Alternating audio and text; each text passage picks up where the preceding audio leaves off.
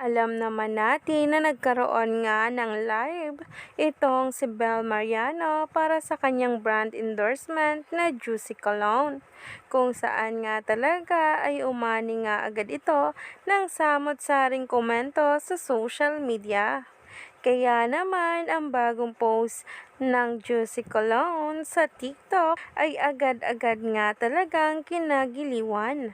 At dapat na nga raw abangan dahil ang naging caption ay talagang nagpa-excite na sa maraming netizens at mga bula. Kaya naman sabay-sabay nating tingnan at alamin ito.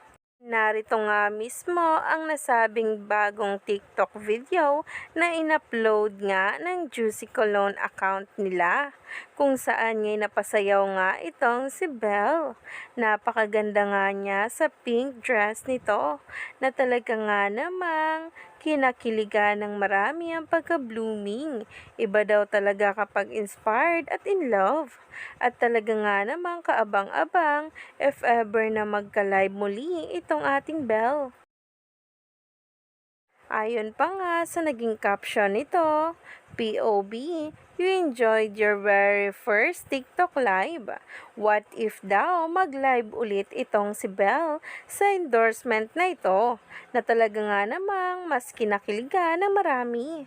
Grabe na talaga ang isang Belinda.